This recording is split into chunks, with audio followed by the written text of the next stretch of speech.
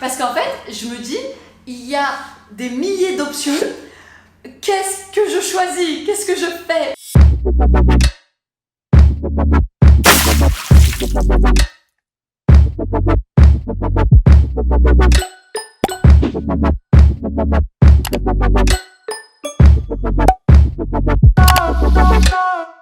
Hi everyone, je suis la fondatrice de Zia, la méthode accélérée et antiscolaire pour apprendre l'anglais en 3 mois sur ziazol.com, et aujourd'hui je reviens avec Bilal pour la vidéo tant attendue. Franchement, on me pose des questions en permanence sur le sujet, donc voilà, je vous ai demandé vraiment de nous poser toutes les questions que vous aviez en tête pour qu'on puisse, ouais, il y en a beaucoup, pour qu'on puisse voilà, vraiment y répondre. La colocation est-elle autorisée? Oui. Oui. Oui. Oui. Il y a beaucoup d'étudiants ici, il y a beaucoup de... Voilà, et la colocation, vraiment, ouais, c'est quelque chose d'assez courant ici. Prenez bien en compte le fait que là, vous n'êtes pas en train de déménager. Alors franchement, après, ça dépend. Est-ce que... Enfin, nous, personnellement, vu que c'était notre premier appartement, on n'avait pas non plus des meubles de ouf. Et en fait, on s'était rendu compte que essayer de déménager nos meubles, ça nous reviendrait plus cher que les meubles eux-mêmes. Voilà, on avait un tout petit appartement, on avait acheté voilà, des meubles qui n'étaient pas ouf non plus. Donc ça, c'était pas avantageux pour nous. Gardez bien à l'esprit vraiment que l'expatriation au début va avoir un certain coût, parce que va falloir tout racheter depuis le début, va falloir les loyers d'avance, le dépôt de garantie, etc. Il y a aussi tout un nombre de démarches, votre assurance santé, tous ces trucs là. Et il y a les visites préalables aussi. C'est ça, vraiment, ouais, prenez ça en compte dans votre budget, c'est un coût qui est quand même pas négligeable. Alors niveau alimentaire, courses, êtes-vous satisfait de la qualité, du choix des produits? Pour ma part, oui. Alors, grosso modo, oui. Moi, mon souci, honnêtement, c'est que j'avais mes petites habitudes et c'était un peu frustrant pour moi de ne pas trouver certains produits. Genre, par exemple, le fromage. Alors, il y a de très très bons fromages ici, hein, mais je veux dire des fromages plus, voilà, plus européens, etc. Tu trouves des mozzarella, elles sont dures comme du béton, on dirait une balle. Il y a du camembert en canette. Du camembert en canette. Enfin bref, c'est en conserve. En conserve, voilà, enfin c'est bref. Il y a pas mal de produits que j'ai pas pu retrouver, il y a pas mal de choses qui m'ont un peu frustrée moi personnellement. Après, du coup, on a réussi à prendre un petit peu nos marques. Ça t'a pas juste frustré. Ça t'a pas... Oui, ça m'a un peu... Non, mais t'as fait... Non, mais oui, t'as fait un burn-out. Mais franchement, j'avais les larmes aux yeux. Genre, en fait, j'achetais une mozza et elle n'avait pas de goût, elle était c'était dure. littéralement un burn-out, parce qu'à chaque fois qu'on sortait, essayer de trouver des produits spécifiques, du coup, on se retrouvait à faire un peu le tour. Et elle se retrouvait littéralement en burn-out après avoir fait le tour et ne pas avoir trouvé ce qui la satisfaisait. Oui, voilà, il y a pas... je trouve qu'il y a moins de choix. Honnêtement, je trouve qu'il y a moins de choix. Après, il y a des modes de consommation qui sont aussi différents. Par exemple, si tu cherches des madeleines, c'est compliqué à trouver parce que les Turcs ne consomment pas vraiment de madeleines. Si tu cherches de la compote aussi, c'est pas évident à trouver. Donc voilà, c'est aussi un mode de... Voilà, c'est à nous de nous adapter. Hein. Voilà, on va vivre dans un autre pays, c'est à nous voilà, de nous adapter. Après, une chose aussi, c'est qu'on peut trouver certains produits à métro, ça c'est cool. Soit à métro, soit côté européen, il y a des épiceries spécialisées sur des fromages, des produits français ou des produits italiens par exemple. Ça serait un peu comme une épicerie thaïlandaise ou une épicerie c'est ça. asiatique en France. C'est pas évident. Bon, là on prend de plus en plus nos marques. Il y a des produits que je trouvais pas, que du coup Bilal a réussi à trouver par exemple à métro, ce genre de choses. Donc voilà, on s'y fait de mieux en mieux entre guillemets. Enfin, en tout cas moi, je sais que c'est moi qui étais la plus frustrée. Après, il faut aussi garder quelque chose à l'esprit, c'est que c'est un peu comme partout, c'est-à-dire que les marques adaptent le goût de leurs produits au pays en question. Donc des fois vous allez trouver, je sais pas, par exemple la vache qui rit, le produit ne va pas du tout avoir le même goût qu'en France. Il y a un certain nombre de choses, vous allez les manger, vous allez être un peu déçus parce que ça n'a pas le même goût. Ça ne veut pas dire que c'est pas bon, c'est juste que c'est pas le goût auquel vous êtes habitué. Les fruits et légumes aussi sont parfois différents, c'est des variétés différentes. Par exemple les courgettes, c'est pas les courgettes typiquement longiligne et vertes, c'est des courgettes qui sont un peu moins, voilà, un peu plus arrondies, qui sont vert clair. Voilà, le choix est pas ouf. Voilà. C'est pas très très très varié. Après, en bougeant un peu, donc on peut trouver des primeurs, on peut trouver pas mal de choses. C'est pas très très très varié de manière générale. Voilà. Alors, on nous a posé aussi quelques questions pour ce qui est des écoles. Malheureusement, on ne pourra pas vous dire là-dessus. On n'a pas d'enfants, on ne sait pas quelle est la qualité de l'enseignement, on ne sait pas comment ça se passe. On a demandé s'il y avait des écoles religieuses pour des enfants, etc. Je suppose fortement que oui, mais on ne sait pas. Voilà. Est-ce qu'il y a des problèmes de racisme? Alors, on ne va pas parler de ce qui ne nous concerne pas, c'est-à-dire que on n'est pas noir, par exemple, donc on ne pourrait pas vous dire voilà, s'il y a un racisme enfin, voilà, au niveau de la communauté noire, on ne va pas parler de ce qu'on ne sait pas. Pour ce qui est du racisme envers du coup la communauté maghrébine, c'est quelque chose que j'entends parfois. Nous, en tout cas personnellement, on n'a pas pu le constater. Mais il faut garder à l'esprit qu'on est entrepreneur, on travaille depuis la maison, donc on n'a pas du tout affaire à l'environnement de l'entreprise, au monde du travail. On ne sort pas non plus H24, généralement c'est plutôt pour faire les courses. Donc nous, de notre expérience, voilà, ça fait quelques mois qu'on est là. Bon, on fait pas non plus très étranger aussi. Surtout Bilal, on le prend beaucoup pour un Turc. On prend systématiquement pour un Turc. Voilà, donc en tout cas, pour ma part, il n'y a pas de racisme au faciès. J'ai pas de délit de faciès. Voilà. Pour ma part, toi non plus, pas tellement. Non. Tu te fonds un peu dans la masse. Ouais, franchement, ça va. Donc du coup, voilà, nous, on n'a pas vécu de racisme. On ne pourra pas vous dire s'il y en a ou s'il n'y en a pas. On part du principe qu'on ne parle pas de ce qu'on ne sait pas. Hein, voilà. Et c'est pas parce que nous, on n'a pas vécu que d'autres ne le vivront pas. Pas mal de discrimination envers la communauté rom. Oui. Et les Syriens. Donc nous, on vous parle de ce qu'on a vu. On a vu un certain racisme envers les Roms et les Syriens. Et quand on parle de racisme envers les Roms et les Syriens, c'est pas forcément des situations violentes auxquelles on a pu assister. Oui, non. C'est plus des choses parfois dont on a entendu mépris, parler. Voilà, des choses dont on a entendu parler, ou alors ouais, parfois quelques regards un peu qu'on a pu constater. Est-ce que c'est facile de s'intégrer encore une fois, ouais, on n'a pas eu à s'intégrer véritablement, puisque voilà, on n'est pas dans le monde du travail. Ah si, moi je suis assez bien intégré. Oui, tout. Ouais, je discute un peu. Lui, il est comme un poisson dans l'eau et tout. Ouais. Moi, je suis pas quelqu'un de très sociable. Alors, quelle banque? Ziraat Bancasse. Ouais, franchement, j'ai même regardé plusieurs comparatifs, j'ai discuté avec d'autres personnes qui étaient installées ici. La banque qui revient tout le temps, c'est celle-là.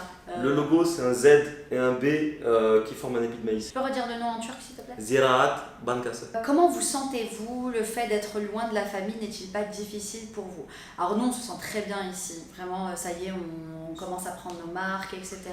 Ça fait tellement du bien. Vous êtes dans un pays déjà musulman, dans lequel tu ne manges pas des regards de travers pour ton hijab, dans lequel tu es tranquille, dans lequel tu as l'Even en live et pas dans ton téléphone, ce genre de choses. Donc ça, c'est très agréable. On trouve aussi que les Turcs sont plus détendus, entre guillemets. Enfin, je sais pas, je trouve que le mode de vie est plus serein. Et voilà. pour faire écho à ce que tu disais du coup, sur le fait d'être dans un pays musulman, je sais pas si c'est le cas dans le reste de la Turquie, il me semble que oui, mais j'en suis pas sûr.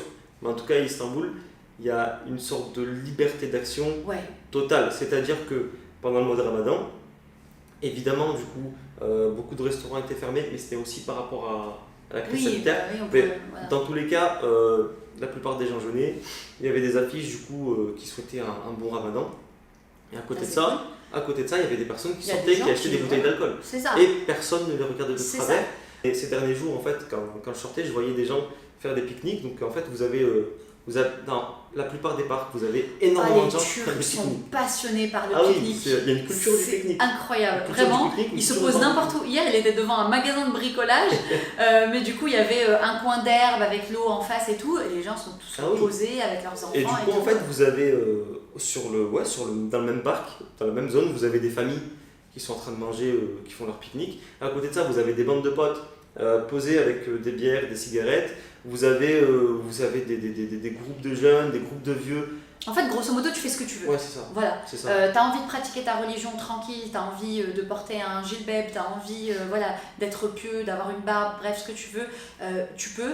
T'as envie de boire de l'alcool, t'as envie d'aller en boîte ou peu importe, tu peux aussi. Personne ne regarde tellement ce que tu fais en fait. Oui, c'est chacun fait sa vie. Alors, ouais, le fait d'être loin de la famille n'est-il pas difficile pour vous? Alors, c'était pas censé être le cas au départ, c'est-à-dire qu'on était censé remonter en France assez régulièrement, on était censé aussi recevoir la famille régulièrement, mais du coup avec la crise sanitaire ça a été plus compliqué. On espère revoir nos familles le plus rapidement possible, Inch'Allah, si Dieu le veut. Mais oui, c'est ça qui a rendu les choses compliquées. Donc en soi, nous, on avait vraiment prévu les choses pour faciliter.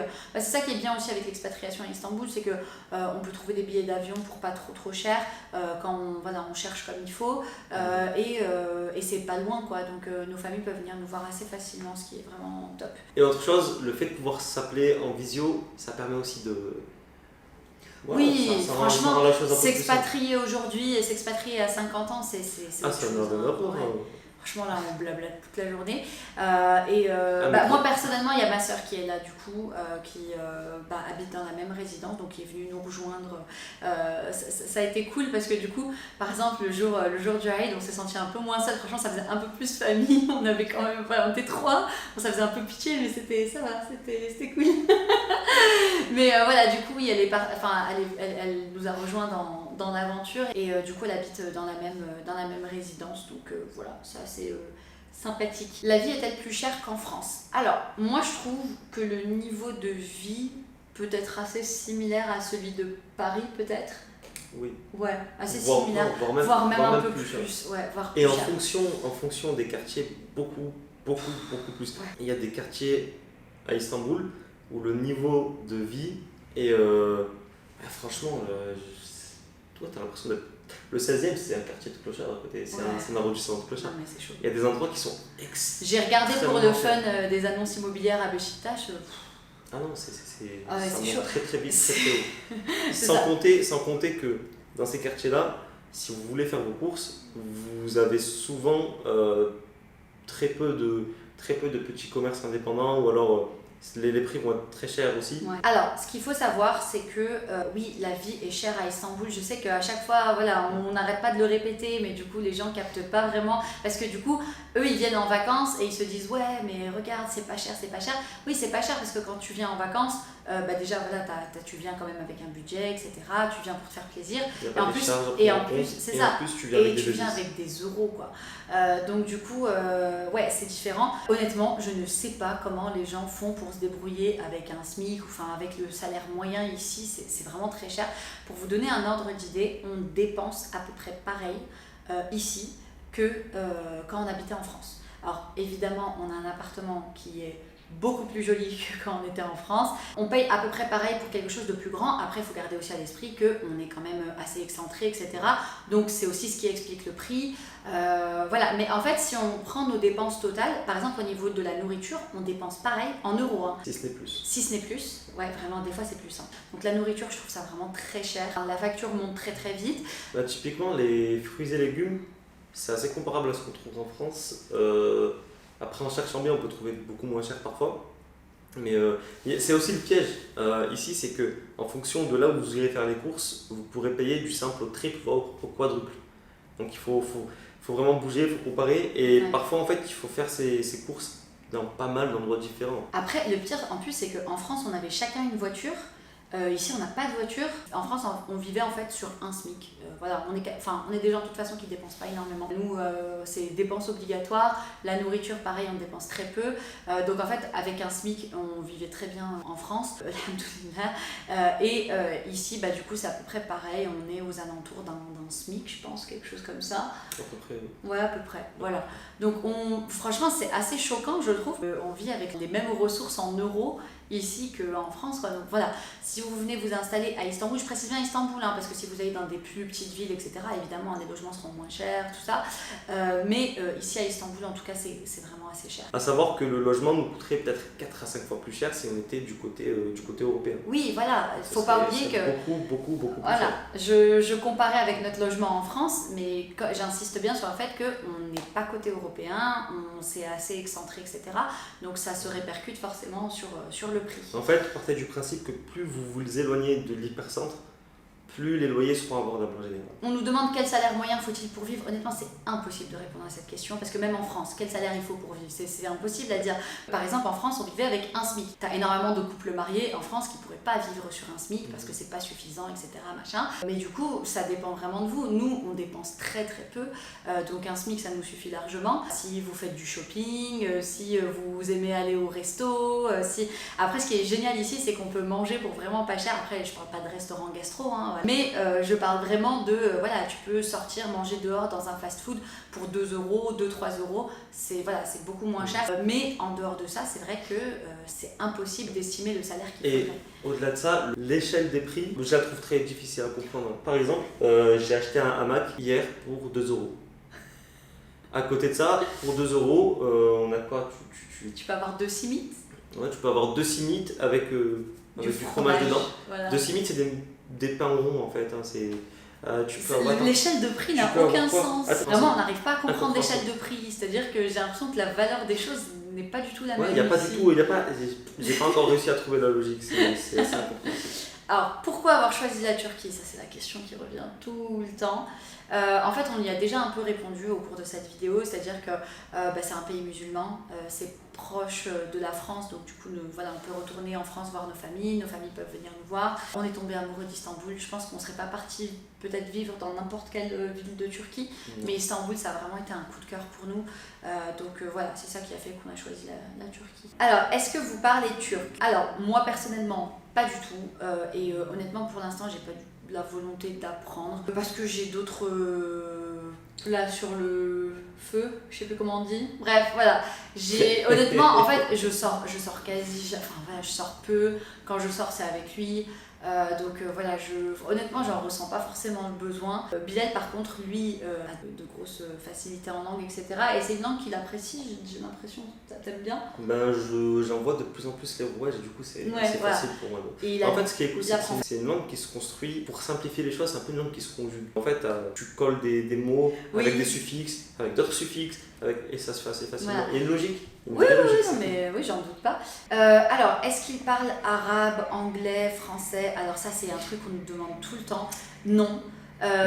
Uniquement dans... Non, mais attends, je vais préciser. Uniquement dans les zones touristiques de manière générale. C'est très rare. Après, voilà, c'est comme en France. Hein, des fois, vous allez tomber sur quelqu'un qui parle la langue, vous y attendez pas. Mais nous, par exemple, on est côté asiatique.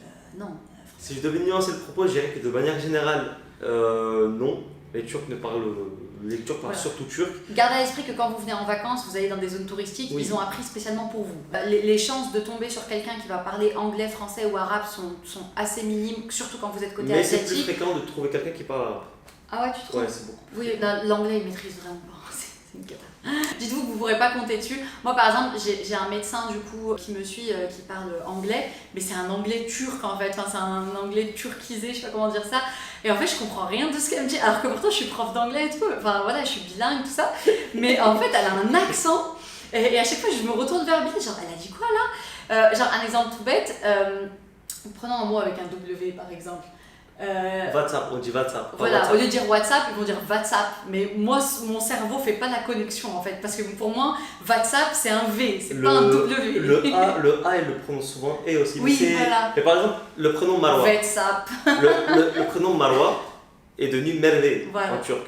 Et du coup, par exemple, ils disent pas payer en cash, ils disent en cash. Et du coup, Rahman en cash, hein? Non, moi franchement, mon cerveau fait pas la connexion. Est-il aisé de se faire des amis, connaissances? Alors on n'a pas encore eu l'occasion, honnêtement. Ouais. Mais oui, j'ai vu qu'en fait, franchement, de manière générale, il y a plein de groupes Facebook qui sont faits pour les étrangers. Il y en a plein qui organisent des événements, des trucs pour se rencontrer et tout. Et de manière générale, oui. Les gens sont très amicaux. Oui, non, mais oui, ça bien sûr. Mais en gros, on peut très facilement en fait se faire des amis justement qui sont aussi expatriés, voilà, qui vivent la même expérience que vous. Les gens sont très amicaux aussi, voilà, les locaux sont très amicaux. Donc, Il y a quelques jours, j'étais en train d'essayer de parler du coup avec la réception. J'utilisais du coup le traducteur. Du coup, je parlais en français du coup sur l'application Google Trad. Et j'ai un voisin qui passe derrière, il se retourne, il fait « T'es français ?» Oui. Le pauvre, on voyait qu'il était en manque de français. Et du coup, il a commencé à discuter avec moi et il était trop content. Mais genre, en plus, là, je suis coincé là du coup depuis 3 mois. Ah ouais, c'était. Non, les expatriés ont tendance à se connecter oui, assez voilà. facilement. Franchement, je trouve qu'il y a beaucoup de relations entre expatriés, c'est assez cool. Et de manière générale, les expatriés français aiment bien se regrouper, se retrouver un peu partout dans le monde. Ouais. Comment trouver du travail? En quelle langue travailler sur place? On ne pourra malheureusement pas répondre à cette question, on n'a jamais eu à chercher du travail sur place puisqu'on travaille de chez nous. Si vous maîtrisez l'anglais, le turc et le français, vous trouverez globalement assez facilement du travail, surtout dans le domaine du tourisme. Et ce qui est lié au tourisme de manière générale, c'est-à-dire que dans le tourisme médical, c'est assez facile de trouver. Si en plus vous rajoutez l'arabe, vous êtes très très bien. Vous êtes vernis. Ouais. Donc oui, trouver du travail, il me semble qu'en fonction des domaines, ça peut être assez facile. Par contre, oui, il faut maîtriser idéalement le turc. Alors, comment fais-tu pour gérer ton entreprise en Turquie? Alors, j'ai la chance d'avoir une entreprise que je peux gérer d'à peu près n'importe où, puisque c'est une entreprise essentiellement en ligne. Donc, toutes les personnes avec qui on travaille, tout ça, tout se fait absolument en ligne. J'ai du coup ma sœur qui travaille avec moi qui est là, donc ça c'est assez pratique, c'est assez cool. Et après, du coup, là je suis en train de travailler sur une deuxième entreprise et je vais m'organiser du coup pour avoir différents prestataires en France. Donc voilà, grosso modo, on arrive à gérer parce que bah, voilà, c'est essentiellement des choses qui se font en ligne. Ouais, il n'y a pas de difficulté particulière. Ah non, du télétravail aussi. Oui, du télétravail, c'est ça. Donc en fait, c'est ça aussi qui a fait que l'expatriation a pu se faire assez facilement aussi. C'est que voilà, on savait qu'on pouvait aller n'importe où dans le monde, on pouvait gérer les choses. Après, voilà, ce qui est bien aussi, c'est que j'ai de la famille en France. Donc si jamais j'ai besoin de quelqu'un pour un courrier ou quelque chose comme ça, je peux demander. Donc ça, c'est sympa. Comment se passe le Ramadan? Alors, on n'a pas eu la chance de le vivre cette année, malheureusement, puisque voilà, il y a eu tout le confinement, tout ça. On nous a beaucoup dit que c'était super fun à Istanbul, que vraiment voilà, c'était hyper vivant, que tout le monde sortait le soir, que tout le monde s'amusait, etc. Que c'était vraiment quelque chose de très convivial, de très fun. Surtout quand on est enfant, apparemment c'est génial. Mais malheureusement, on n'a pas pu le vivre cette année. On a eu un Ramadan confiné. On a eu un C'était... Oui, bon, on va avec, hein, bon, alhamdoulilah. Alors, quels sont les avantages, les inconvénients? Bah, en fait, les avantages et les inconvénients, c'est vaste comme question déjà, et en plus, bah, ça dépend de vous en fait. Ça dépend de ce que vous recherchez. Nous, par exemple, c'est vrai que voilà, le fait d'être dans un pays musulman, c'est le gros avantage. Je trouve que le pays est moins formel. Voilà, ça c'est quelque chose que j'aime bien aussi. On te casse pas la tête 400 ans avec des papiers, des trucs comme ça. Je trouve que ça c'est cool. Qu'est-ce qu'il y a d'autre? C'est une ville qui est hyper vivante, vraiment tu trouves de tout. C'est un peu comme Paris quoi, voilà, tu trouves de tout, c'est très cosmopolite, etc. Aussi, il y a un truc qui me vient en tête, il y a un aspect négatif qui me vient en tête, mais après, bon, c'est pas dramatique non plus. Les Turcs ont une manière de rendre service bien à eux. C'est-à-dire qu'en fait, ils ont le sens du service, mais pas le sens du détail. Donc en gros, par exemple, je sais pas, ils vont vous livrer... ça sera jamais le jour où ils ont dit qu'ils allaient vous livrer, et puis ils vont vous livrer, il va manquer des trucs, et puis par exemple, je sais pas, ils vont vous monter les trucs et puis ils vont pas les monter comme il faut. Enfin voilà. Bah, typiquement. Ils ont pas le sens du service. Le truc qui est très agaçant, c'est qu'en France, tu sais que voilà, si par exemple. Si, ils ont ton son truc. service. Non, oui, pardon, ils n'ont pas le sens du service, est... du détail, pardon, tel qu'on peut l'avoir en France. En France, bon, déjà, si, voilà, à moins qu'il y ait une circonstance exceptionnelle, quand tu es censé te faire livrer entre telle date et telle date, tu es livré entre telle date et telle date. Mais aussi, si jamais il y a un problème, tu sais que tu peux appeler le service client, expliquer la situation, te plaindre, des fois, on t'accorde même voilà, un geste commercial, etc. Ah, ici, le geste commercial. Faut l'arracher avec les dents. Voilà. Faut l'arracher avec les dents et c'est pas garanti. Je me suis pris la tête plusieurs fois pour ça. Ouais. On a eu un gros problème avec par exemple Samsung on a acheté beaucoup de choses chez eux, vraiment on a pris l'électroménager de tout notre appart plus l'appart de ma sœur. Dans une seule boutique, on a voilà, beaucoup acheté chez eux. Ils ont fait n'importe quoi, l'erreur venait d'eux, mais en fait il est parti dans le bruit, il dit mais enfin c'est pas grave, ok, t'as fait une erreur. C'était un après-midi entier, voilà. Jusqu'à la fermeture, à 22h. Il lui a dit, t'as fait une erreur, d'accord, mais c'est ton erreur, en fait, tu dois la réparer. Et il lui dit, bah non. En fait, concrètement, ce qui s'est passé, c'est que je lui ai expliqué la situation. Il m'a dit, ouais, mais qu'est-ce que tu veux, je peux rien y faire. Donc, il n'y a pas de je peux rien y faire. J'ai discuté, etc. À la fin, il a fini par me dire, écoute, t'as raison, c'est mon erreur. Je lui ai apporté des preuves, il a fallu que je lui apporte des preuves que. C'est ça. Et il m'a dit, t'as raison. J'ai tort, mais je peux rien faire. Voilà. Basta. Je peux rien faire. Ah, voilà. C'est comme ça. Donc, c'est très agaçant. Le truc, c'est que par exemple, tu sais que. J'ai obtenu un geste commercial, mais il est ridicule. Mais je l'ai obtenu. Ouais, je ne sortais pas sans rien. Hors de question. Je sortais pas sans rien. Non, mais du coup, en fait, c'est pour ça que des fois, je veux même pas faire appel à certains services parce que je sais très bien que ça va être fait n'importe comment. Par exemple, vous voyez les vitres qu'on a derrière, c'est très compliqué à nettoyer, surtout qu'on n'avait pas ce qu'il fallait au niveau matériel. Du coup, je me suis dit, bah, je vais peut-être prendre voilà, les services d'une entreprise, machin. Et je me suis dit, non, c'est mort. Ils vont venir faire du travail n'importe comment. Au final, t'as personne à qui te plaindre. Enfin bref, c'est du grand n'importe quoi. Donc voilà. Il y a le sens du service, mais pas du tout le sens du détail. Différence avec la France. Bon, là encore, c'est trop vague comme question, et puis ça dépend d'où vous habitez, ça dépend de ce sur quoi vous focalisez. Franchement, il n'y en a pas, et il y en a beaucoup. Voilà. Je dirais que bah, y a la beauté d'Istanbul qui nous, voilà, clairement, Ça fait penser par endroits un peu à Nice ou à Marseille. En fait, c'est plein de choses en même c'est temps. T'as la fonction d'où beauté vous des allez. mosquées, par Ouais, c'est ça. exemple, qui sont juste impressionnantes, et puis t'as la mer un peu partout. En fait, prenez Paris, prenez Nice, prenez Marseille, prenez le Maghreb, prenez tout ça, Et vous prenez la mélangez. Tchétchénie, vous secouez ça très fort et ça fait Istanbul. On apprécie aussi cette liberté justement dont on parlait tout à l'heure. Voilà, tu fais à peu près ce que tu veux et puis personne ne te casse la tête. L'hospitalité.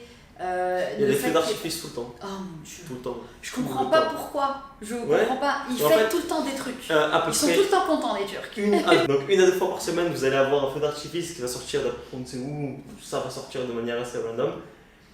Des voitures qui vont passer en klaxonnant. Et puis 10 minutes on plus tard, sait plus pas. rien Ouais. et on n'est pas au courant. On sait pas pourquoi. Il y a beaucoup de fêtes de l'enfance, fêtes de la jeunesse, fêtes du sport, Oui. fêtes aussi, des fêtes Les nationales. Turcs sont très attachés aux enfants, à Ah la oui. jeunesse, etc. Ah oui. Ça, c'est très appréciable. Enfin, peu importe où vous allez, il y a des trucs qui sont pensés pour les Exactement. enfants et tout, c'est trop cool. Et là par exemple, il y a un parc en fait, qui longe la côte et tous les 200-300 mètres, il y a des installations, en fait, des jeux pour les enfants. Ouais, dans les centres commerciaux, il y a plein de... En fait, tu peux lâcher ton enfant à des animateurs qui font des activités et tout. L'enfant s'amuse, il joue avec Il y a d'autres des enfants, bacs à sable etc. dans les centres Il y a des commerciaux. bacs à... Enfin bref, voilà. Dans les centres Toi, tu vas faire commerciaux, il y a ton shopping. systématiquement une zone en fait pour les enfants. Voilà, c'est ça. Tu vas Systématiquement. faire ton shopping et tu peux revenir ensuite chercher ton enfant qui se sera éclaté pendant que tu faisais ton shopping. Enfin, franchement, c'est trop bien. M'être éloigné de la non-hypocrisie, enfin de l'hypocrisie de la France. Encore une fois, voilà, en fait, ici, on se cache pas derrière des prétextes bidons pour t'empêcher de vivre ta religion ou quoi que ce soit. Voilà, Ah mais non, c'est vraiment vie ta vie. C'est ça, vis ta vie, Tu fais ce veux que tu prier, veux. prie, tu veux fumer, fume, tu veux boire, boire. C'est ça, exactement. Fais ta vie. Alors, qu'est-ce qui change dans votre quotidien par rapport à votre vie en France ? Comme on l'a dit, voilà, on trouve qu'on a une meilleure qualité de vie, une vie un peu plus, une vie plus apaisée en fait. La facilité de vivre sa religion aussi, ça c'est quelque chose qui est vraiment cool. On peut acheter de la viande un peu partout. Des projets particuliers à accomplir en Turquie que vous ne pouviez pas faire en France ? Non, c'est pas du tout la raison pour laquelle on est venu. On n'avait pas de projet particulier à mettre en place en Turquie. Non, c'est pas pour ça qu'on est venu. Quelle a été ta principale crainte en allant t'y installer ? Moi, c'était les soins médicaux et c'est toujours quelque chose qui est flou pour moi. Je sais pas encore. Avec toute cette pandémie, en fait, les assurances étaient fermées, donc là, ils sont en train de réouvrir progressivement. Mais honnêtement, côté médical, je sais pas. Là, on est allé dans un hôpital du coup privé pour se soigner le temps. On n'a pas eu le choix. En fait, on pouvait pas attendre que les assurances ouvrent, etc. Donc, on est allé dans un hôpital privé, etc. Franchement, c'est cher, très cher. Mais du coup, à voir maintenant avec les assurances. Est-ce qu'on va prendre des assurances ou pas ? Je sais pas. À voir. Y a-t-il des aspects de la vie en France qui vous manquent ? Toi, c'est les kebabs qui te manquent. Oui. Oui. Paradoxalement, les kebabs ici n'ont strictement rien à voir avec les kebabs français. Si vous pensez que le kebab... Il n'y a pas de sauce. Il n'y a pas de sauce. Où est la sauce ? Le kebab que vous mangez en France a été adapté au goût et aux spécificités culinaires français. Les pizzas, c'est un délire. Il y a du maïs sur les En pizzas. fait, de manière générale, les Turcs ne respectent pas la cuisine internationale, je trouve. En fait, ils prennent toute la cuisine internationale, donc par exemple les pizzas, les sushis, les trucs comme ça, et ils les font à leur sauce. Récemment, j'ai demandé une pizza margarita. C'est simple. C'est simple. C'était un... Au final, Facile. t'as eu quoi ? J'ai eu de la pâte, c'est-à-dire qu'il n'y avait même pas de sauce tomate. une couche de pâte et une couche de fromage brûlé. Non, il n'y avait pas. Si, c'est du fromage brûlé. Non, Si, il n'y avait rien. Je t'assure que c'est du fromage Je brûlé. t'assure que j'ai mangé de la pâte. Avec du fromage brûlé. Alors, recommanderiez-vous d'habiter là-bas pour un jeune couple comme vous ? Alors, comme nous, oui. Ça dépend vraiment de vous, de votre type de vie, etc. Nous, en tant qu'entrepreneurs minimalistes, musulmans, qui apprécions du coup la vie, le mode de vie d'ici, oui, bien sûr, Ça on vous décrit un recommanderait. personnage très spécifique. Ouais, non, mais non, je nous ai décrit nous, voilà, pour vous dire, voilà, qu'est-ce qui fait qu'on aime être ici. Il faut aussi garder à l'esprit que c'est un coût, vraiment. Ne venez pas vous installer à Istanbul si, du coup, vous allez gagner un SMIC. Vraiment, vous êtes libre, hein, mais vraiment, vous allez vivre très difficilement. Petite astuce, si vous êtes un couple jeune qui termine de préférence ses études, essayez de trouver un contrat VIE. Volontariat c'est top, ça. international entreprise. En fait, vous aurez un salaire français et vous vivrez en Turquie, ce qui fait que Trop du cool. coup, en fait, vous aurez une qualité de vie qui sera plus élevée. Et au-delà de ça, en fait, Ça vous permet de tester, ça vous voir, permet de etc. tester. En fait, vous partez sur un Et puis contrat éventuellement... un voire ça peut aller jusqu'à 2 ans, je crois. Je suis pas sûr, il faudra vérifier. Vous allez sur le site civweb.com, civiweb.com. Vous essayez de trouver une entreprise qui propose un contrat en Turquie.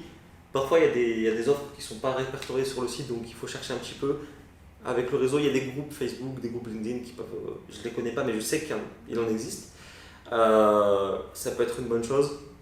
Si vous avez une expérience et ou fait des études supérieures, vous aurez beaucoup plus de chances d'avoir un salaire plus élevé que le salaire minimum, forcément. Et du coup, vous aurez une qualité de vie qui sera plus élevée. Si vous avez le salaire suffisant, venez foncer, franchement c'est top ici. Si tout ce qu'on vous a raconté dans cette vidéo vous parle et vous donne envie, voilà, foncez. Mais après, assurez-vous d'avoir le salaire adéquat parce que si vous venez ici pour au final galérer et être vraiment mal en fait, l'expérience sera pas la même et au final, voilà, vous n'allez pas profiter d'Istanbul pour de vrai. En gros, concrètement, pour vivre correctement à Istanbul, il faut toucher en fonction de ce que vous voulez, soit 400 à 500 euros par mois, soit 10 à 20 000 euros par mois. Donc faites le bilan sur vos besoins, vos envies, la vie que vous voulez mener, concrètement est-ce que vous voulez bouger, est-ce que vous voulez dépenser, est-ce que c'est la vie d'Aloca, vous voulez louer des yachts. Et voilà, concrètement en fait, vous pouvez aller sauter. C'est comme en France, voilà, ça dépend de vos besoins. Vous pouvez, il y a plein de jeunes qui sautent dans l'eau, qui est pas très très propre ici parce qu'il y a pas mal de bateaux qui oui, comme vous pouvez voir, il y a beaucoup de bateaux. Voilà, mais donc il y a des jeunes qui sautent dans l'eau qui se contentent très bien, et puis il y en a d'autres qui louent des yachts. Donc c'est pas du tout le même budget, c'est pas du tout les mêmes modes de vie. Donc faites le bilan.